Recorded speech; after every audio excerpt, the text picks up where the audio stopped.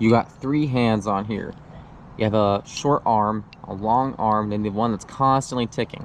The one that is constantly ticking is your seconds. The 1, 2, 3, 4. That is the second arm. The one that is constantly moving is counting seconds.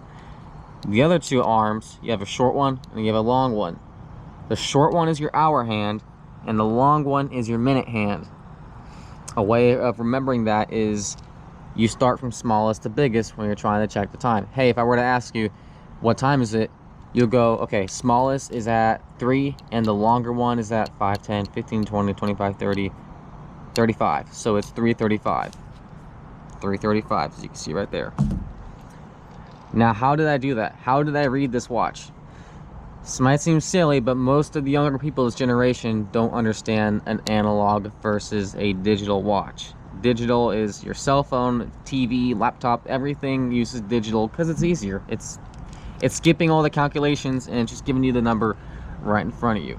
It's easier. But how many times have you been stuck in a doctor's office without your phone and you're trying to figure out what time is it, and you just see a clock exactly like this above the door and you have no idea what it says? Well, today I want to change that and teach you this clock. So you have dashes. You have 12 big dashes and then 60 little dashes. Well, how do you know how to use them? So the hour hand uses the big dashes and the minute hand uses all the little ones. So you can simply just count them. To find the hour, you just got to go from the top one here, the middle top, which is a diamond for my watch. For you, it could be just the very top part of your watch. That is noon. 12 a.m. or 12 p.m. doesn't matter. Obviously, you can just look outside and figure out if it's a.m. or p.m. or not, and then you'll know. And it goes to the next one. That is 1, 2, 3, 4, 5, 6, 7, 8, 9, 10, 11, 12, and it resets back here at midnight or noon. That's your hour hand. Your minute hand just simply counts from the very top. It goes 1, 2, 3, 4, 5. It uses the same format as the second hand, except it goes in minutes. So basically, if it were to be, let's say it was about to be 4 o'clock.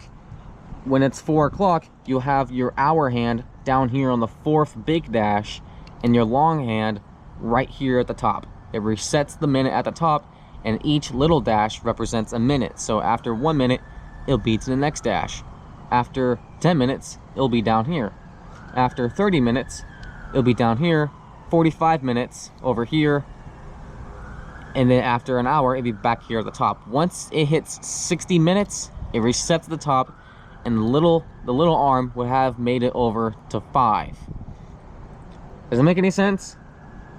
Okay, well, let's imagine you had a watch that did not have all these little dashes and you couldn't just sit there and count them all. It was only the big dashes. Well, in that case, it'll go by 5s. So hours would be, okay, the little arm is at 1, 2, 3. It's at 3. The little arm, after 60 minutes, will make it to the next dash. It spends 60 minutes in between 2 big dashes before it reaches the next one. And once it reaches the next dash, that is the next hour. So once it hits this down here, this will be 4. It will take it 60 minutes to then cross over until it reaches 5. It goes by the numbers right there.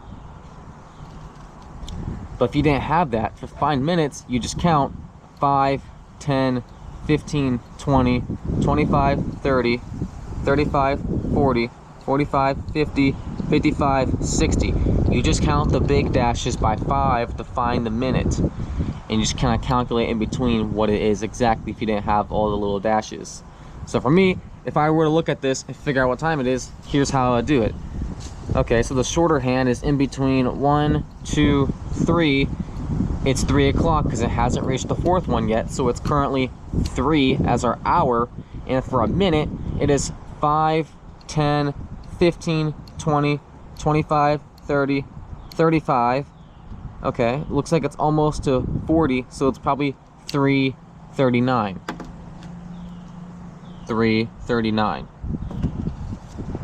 That's kind of how you figure out the time. The seconds, once it reaches the top, this long arm move one forward. Once the second reaches it again, it'll move another one forward. Once the second goes back to the top, it'll move another one forward. Does that make any sense? Am I making any sense? I'm trying to make the sense the best I can. Basically, you have your hour. It goes 1, 2, 3, 4, 5, 6, 7, 8, 9, 10, 11, 12. You have your minute. Goes 0, 5, 10, 15, 20, 25, 30, 35, 40, 45, 50, 55, 60. And then this will go to another hour.